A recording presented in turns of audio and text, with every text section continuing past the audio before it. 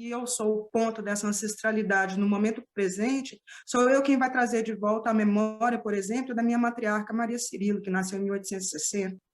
Enquanto eu falo dela, de Norberta, de Maria Francisca, de Iola, de tia Berica, de tia Nora, de tia Diva, de tia Ana, tia Dinica, de Maria, de Eunice, de Tutuca, de Pretinha, eu estou fazendo com que todas elas passem a viver. Ancestralidade, identidade, cultura, Minas Negras Gerais. Eu queria que você contasse pra gente um pouco sobre essa trajetória, desde a sua infância, adolescência em família, até os dias atuais. Então, eu sou filha de mãe solteira, né? Minha mãe, naquela época, né, nasci em 70, então naquela época ser mãe solteira era realmente carregar o estigma de uma mulher que não era merecida, né? Era uma mulher que tinha valor, né? Porque o casamento, a hipocrisia e tudo mais prevalecia. Minha mãe veio para Belo Horizonte com 5 anos de idade para morar numa casa de família, deixou a família dela para trás. Sua mãe é de onde? Natural de onde? Minha mãe é de Januária. Januária. Januária. Norte de Minas, não é isso? Norte de Minas, exatamente. Então, minha mãe me teve, antes de mim, ela teve alguns abortos, gravidez não sucedidas, né? Eu sou a quinta, no caso, a primeira que vingou, mas antes disso, minha mãe teve 4 gravidezes que não vingaram. E aí, numa relação, né, difícil e tudo, com meu pai, enfim, mas meu pai nunca casou com ela. Ele já, logo depois que ele engravidou de mim, acabou casando com outra mulher, teve outra família. Enfim, minha mãe nos criou sozinha, eu e a minha irmã. Eu tenho uma irmã mais nova, no caso, parte mãe. E aí, nessa caminhada toda, minha mãe sempre foi uma mulher muito guerreira, muito, assim, sempre desde pequena ela falava que ela não tinha dinheiro para deixar de herança, mas que ela fazia muita questão que a gente estudasse, porque era a única herança que ela podia deixar para a gente. Então, eu sempre precisava das coisas, né? Quando criança, para comer uma fruta diferente, enfim, eu fui comer uma maçã inteira, eu já estava com 12 anos, até então eu tinha, de vez em quando, comer uma maçã e tinha que dividir em 4 para comer de 4 vezes. Eu lembro como se fosse hoje, que eu perguntei para minha mãe com 12 anos, mãe, eu posso comer uma maçã inteira? Lógico que pode! Então, assim, a gente sempre viveu muito assim, nunca tinha tido uma roupa. Fui ter minha primeira roupa comprada na loja, tinha 15 anos, que até então as roupas que eu vestia eram as roupas herdadas das filhas, das patroas da minha mãe. Então, assim, foi no momento que naquela época era tão natural para mim que eu achava que realmente. Então, teoricamente, eu fui criada para ficar, assim, nos bastidores, mas não sei por quê, eu sempre fui, né, porque minha mãe trabalhava numa escola, era um dos empregos que ela tinha, que ela trabalhava em 3 lugares diferentes, mas um dos lugares que ela trabalhava numa escola, era servente escolar. Então, lá, ela não tinha com quem me deixar, ela me levava para a escola para poder acompanhá-la. Para eu não ficar dando trabalho, não ficar andando atrás dela, a diretora me colocou numa sala de aula com uns 4 anos de idade. E naquela época não era comum, né? Hoje em dia os meninos entram na escola mais cedo, são alfabetizados mais cedo, mas eu não. Naquela época eu estava numa turminha ali de meninos de 6 anos e tal. E aí, por eu estar dentro de sala de aula, prestando atenção, observando, ela me dava ali um lápis, eu acabei aprendendo a ler e escrever muito cedo. Com 4 anos? Com 5 anos eu já estava lendo e escrevendo. Uau. Aí, assim, foi uma coisa diferente, né? Filha da Joana, não sei o quê. E sempre foi assim, assim, é uma questão mesmo, acredito que de estrela mesmo, sei lá qual os desígnios da vida aí. Fui crescendo, adolescente, mas assim, aquele peso muito forte, né? Olha, cuidado com os homens, olha, cuidado com isso, olha, não vai engravidar, olha, se você engravidar, você vai perder seu valor. Então, assim, muito fechado, eu era muito fechado. E estudava numa escola pública na época, mas que só era a maioria dos meus colegas da escola eram filhos de médicos, de dentistas, de pessoas, de profissionais liberais, que naquela época tinham um outro padrão de vida, então eram pessoas consideradas ricas, né? E eu morava na periferia, ia de ônibus para a escola, A merenda que eu tinha era para merendar na escola, não tinha merendeira. Meu sonho era ter uma merendeira, ter os cabelos soltos, e aquele cabelo, né, pichain. Morria de vergonha. Eu olhava para mim, eu tinha vergonha de mim mesmo. Eu custei olhar para mim e falar, nossa, que bonita que eu sou. Acho que isso tem uns 10 anos, para te falar a verdade. Então, assim, foi uma infância muito difícil, no meio de um meio muito peculiar, em que eu realmente era muito tida como diferente, né? Os meninos riam de mim, agora, né, hoje eu entendo que é bullying, mas riam, me chamavam disso, me chamavam daquilo, eu chorava. E que eu fazia? Normalmente, nessas horas, em vez de eu ir para o recreio, para brincar com as outras crianças, eu ia ler. Eu sempre estava com um livro na mão, sempre gostei de ler. Então, isso também me ajudou muito, porque na escola eu tive uma desenvoltura muito grande nessa parte, principalmente de humanas, né? Você nasceu, foi designado homem, você se reconheceu enquanto homem, dentro do que tudo que foi atribuído a você quando você nasceu. Então, você é um homem cis, você está do mesmo lado daquele gênero que você recebeu quando você nasceu, que é diferente de mim. Eu já fui diferente. Quando eu nasci, eu fui atribuída como um menino, né? Não me reconheci como um menino por conta do determinismo biológico, né? O determinismo biológico olhou para mim e falou assim: olha, você nasceu com órgão genital dito masculino. Mas a partir do momento que eu fui vivendo e fui na minha trajetória de vida, desde a infância, depois a gente chega na fase da adolescência, a gente percebe que na fase da adolescência existe uma marcação muito clara sobre quem você é. Na infância também existe isso, porque desde a infância a gente já começa a ter os nossos contatos e tudo. E, assim, muitas crianças trans, desde dos 3, 2 anos de idade, né, atualmente, e em algum momento, outras famílias conseguiram perceber essa questão da identidade nessas crianças e perceberam que, sim, essas crianças já nasciam com um gênero e já externavam esse gênero de quem elas eram, quem elas são.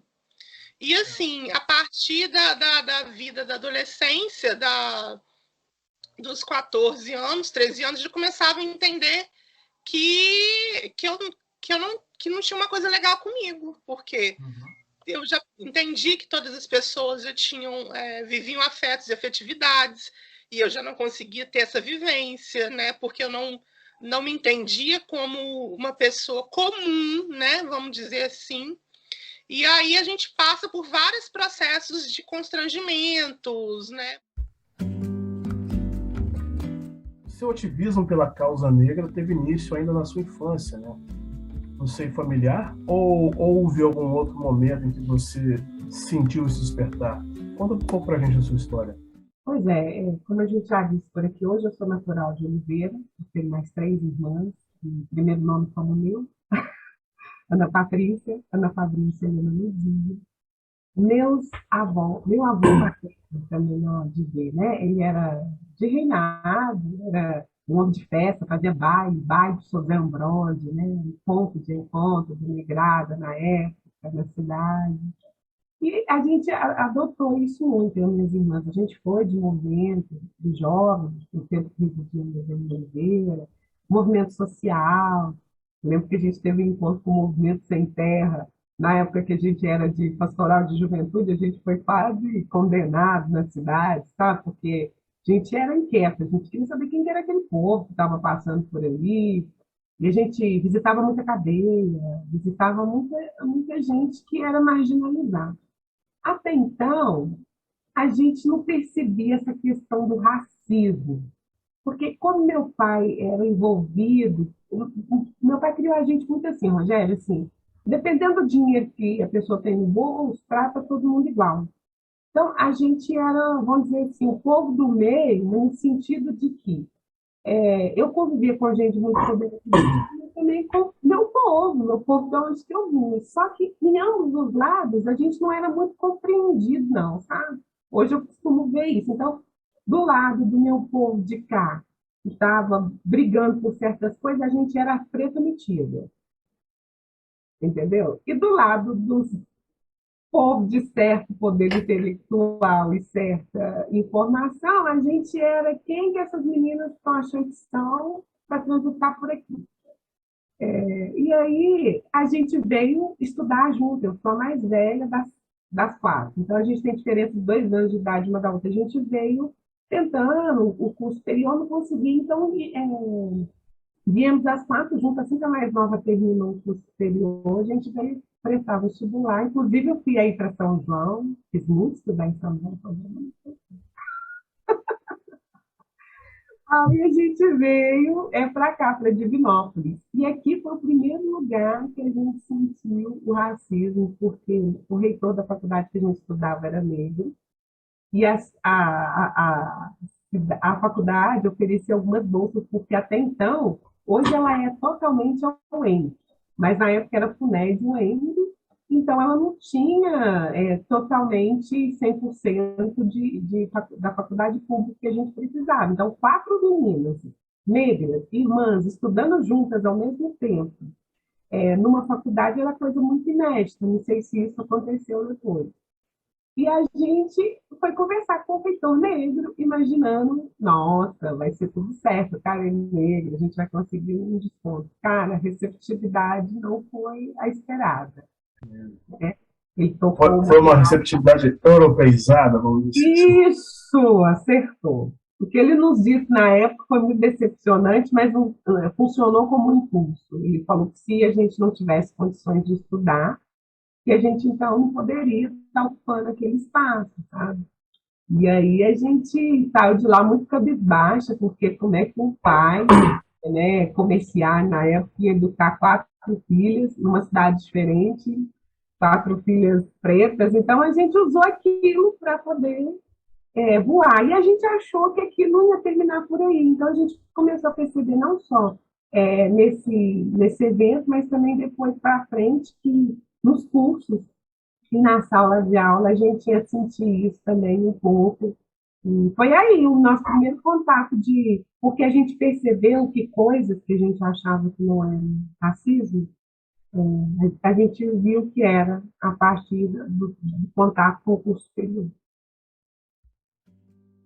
Como o objetivo desse canal, né, eu acho que também é inspirar as pessoas, então eu vim de uma realidade dura, eu posso dizer, dura, né? Teve uma época da nossa vida, né, enquanto eu era criança, que a gente passou por muitos problemas, mas já que eu não podia realizar aquele sonho daquela maneira, então eu fui buscar caminhos para conseguir chegar ao meu objetivo. Então o primeiro emprego que eu consegui foi como auxiliar de escritório, ganhava um salário bem baixo, né, e era bem sacrificante, então eu saía de lá e pegava o trem, ia estudar, fim de semana também ia para o curso.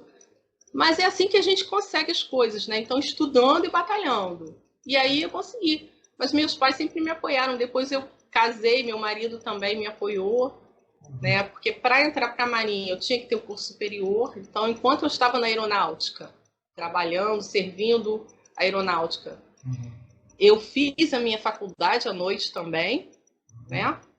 E aí eu lembro do Martinho da Vila com aquele samba particular, ela é particular. Então, não tinha condições para passar para uma universidade pública, tentei, mas não consegui, né? Vestibular para uma federal, enfim. E aí fiz minha faculdade particular e demorei quase 10 anos para terminar o curso de pedagogia, né? Um curso que, por conta de todas as circunstâncias da vida, outro dia eu fui convidada a escrever as minhas memórias, né? Eu fiz um relato breve das minhas memórias no Poit, mas eu lembro que eu falei, eu não posso botar o que aconteceu comigo lá no posto oceanográfico da Ilha da Trindade sem esse background, sem isso que aconteceu antes. Então é muito importante também.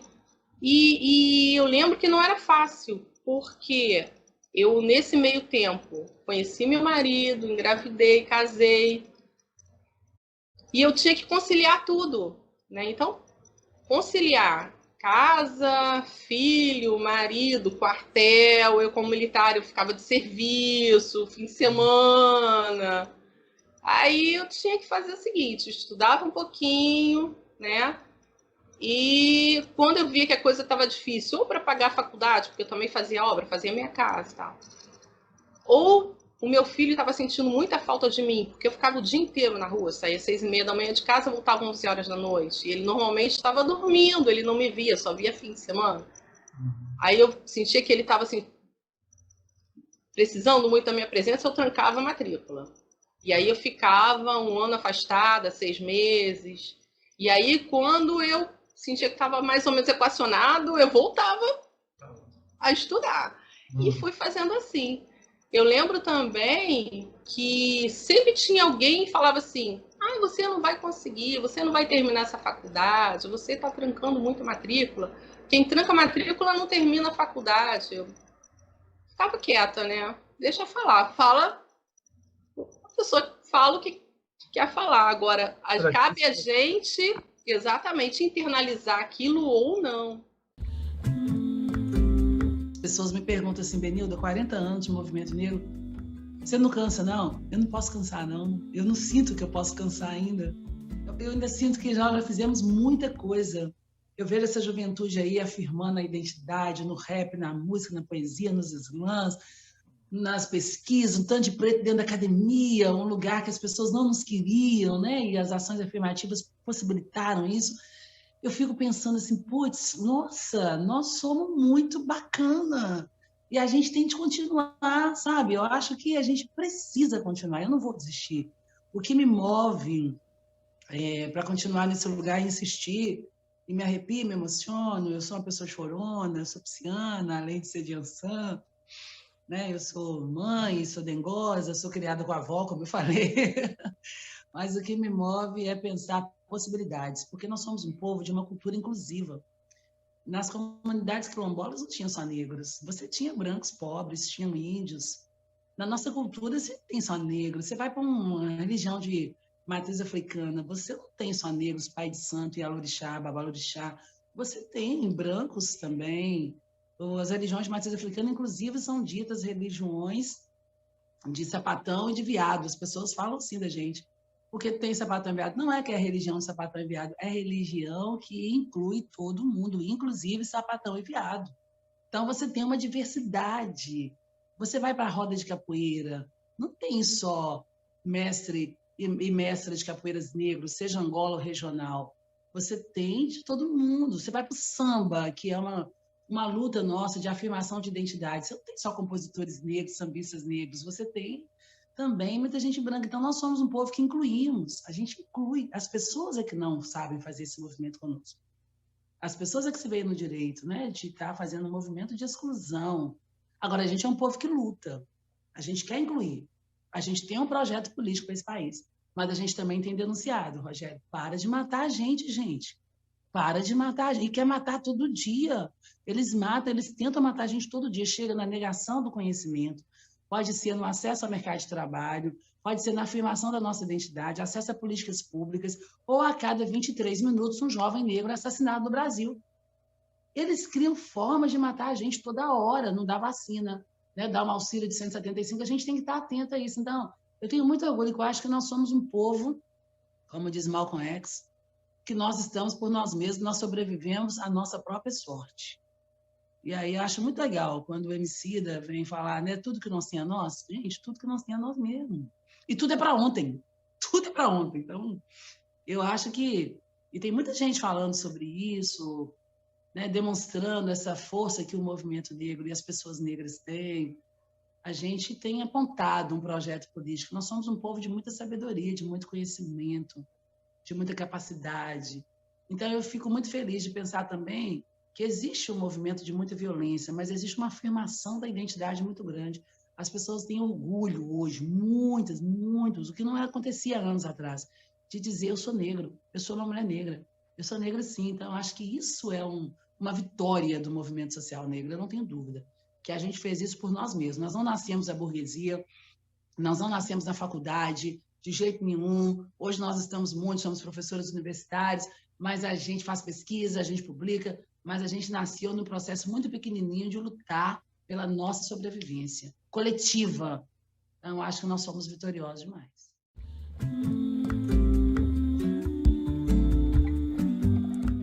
Quais seriam as melhores formas de lidar com diversidades no atual cenário brasileiro? Da maternidade? Exato. Eu primeiro, Rogério, eu acho importante a gente entender de que maternidade a gente está falando, né?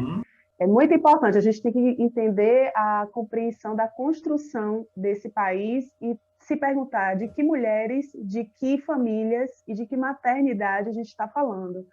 Por exemplo, eu sou uma mulher preta, né, e sou mãe de um menino preto.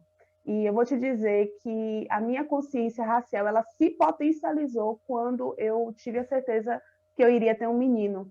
Foi ali que acendeu todos os prismas que eu estava numa sociedade altamente genocida e que tem como alvo corpos pretos masculinos. Então, isso me deu um clique, vamos dizer assim, para a militância antirracista real. Eu já tinha essa construção, mas ela se acendeu de uma forma mais latente quando eu me tornei mãe de um menino preto, onde a gente sabe que o nosso sistema ele tem corpos pretos como alvo. Então, assim, eu percebi que eu tinha que fazer alguma coisa nesse sentido de estar me potencializando e potencializando outras mulheres no sentido de estar no combate antirracista, antimisoginia e construindo a sociedade que a gente quer que os nossos filhos desfrutem efetivamente. Então, quando a gente vai falar de maternidade, a gente tem que perguntar que maternidade é essa? É uma mãe mineira, é uma mãe baiana, ela é branca, ela é preta, que classe social ela pertence, ela tem acesso à universidade, não tem, que tipo de trabalho ela exerce. Então, assim, existe várias interseccionalidades, que são avenidas identitárias, que vai, muitas das vezes, determinar, ou vai, pelo menos, desenhar alguns cenários para essa mãe, para essa família. Então, é importante a gente saber de que maternidade a gente está falando. É super importante. O fato de se tornar jornalista, isso amplificou a sua busca por representatividade negra? Eu gostaria que você contasse um pouco sobre a sua trajetória desde os primórdios, assim. De qual bairro em São Paulo você é? Eu sou nascida em Presidente Prudente, interior de São Paulo, Sim. Mas eu cresci no Jardim Miriam, que fica na zona sul de São Paulo, é um bairro do extremo sul, ali na bordinha já com o ABC. Tá. Então foi ali que eu cresci. Uhum. Mas você pergunta desse se tornar jornalista, né? Isso. Olha, não foi uma coisa planejada e nem necessariamente desejada, assim. Desde muito nova eu gostava de escrever, sempre amei escrever, sabe, aquela contadora de história nata, seja pelo texto, seja pela fala, mas eu fui filha de pais que se envolveram com o movimento negro muito cedo e que envolveram suas filhas também nesse movimento. E eu digo movimento político, mas movimento de se pensar enquanto sujeitos pretos no Brasil. Você tem quantos irmãos, perdão? Eu tenho uma irmã mais velha, Kuntuala Oliveira. E aí, uma das missões que os nossos pais deram para a gente foi fazer faculdade. Então, quando foi chegando a hora ali, coincidiu com toda aquela efervescência das cotas raciais em universidades, sejam particulares, ProUni e tudo mais. Então, a gente conseguiu adentrar esse espaço sem a necessidade de pagar, que naquele momento eu não teria como. Quando eu escolhi fazer jornalismo, antes de escolher o curso, eu escolhi as faculdades que ofereceriam bolsa de estudo. Então, na verdade, escolher jornalismo foi por uma eliminação de fatores. Eu queria ser assistente social e na faculdade que eu me formei, que foi a Universidade Metodista, não tinha serviço social, mas tinha bolsa de estudo. Então, eu fui ver lá da lista de cursos que eles tinham, qual que eu me identificava mais. Eu falei, putz, gosto de escrever, sou boa em redação, gosto muito de história, vou tentar jornalismo. E aí cá estou eu. Brilhando. Sou muito fã do seu trabalho, venho acompanhando coisas que você tem feito por aí. E, aliás, adorei sua atuação na entrevista com Lázaro Ramos na TV Cultura. Sobre esse, né, já vou estar falando de gringos, internacional, o filme já foi exibido, né, em muitos países fora e, como você acabou de falar, vai continuar nessa toada. Como que você acha que a narrativa, a história do medida provisória em si, pode dar um novo recorte e visão internacional sobre o que e como está as relações raciais no Brasil, né? Como é que você tem recebido isso? Você já recebeu algum retorno? Mudou um pouquinho? Porque há muitas vezes o entendimento de que supostamente existe um mito de democracia racial aqui.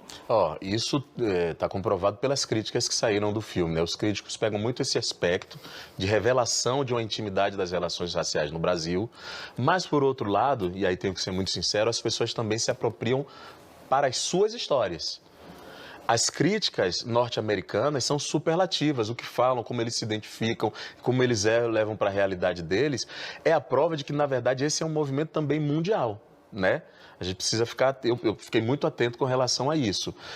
E eu estou ansioso porque, eu gostaria muito que eu tivesse a oportunidade de rodar os outros países para conversar sobre esse filme. Oportunidade que eu não tive. Estou tendo agora no Brasil, a gente fala da nossa realidade. Mas eu acho que esse pós-sala de cinema é muito importante. Valorize a cultura afro, a identidade negra, a ancestralidade e a pluralidade do povo negro. Apoie o Minas Negras Gerais. Pix minasnegrasgerais@gmail.com. Bora nos aquilombar! Inscreva-se no canal, dê o seu like e compartilhe com seus amigos. Os tambores de Minas soaram, seus tambores nunca se calam.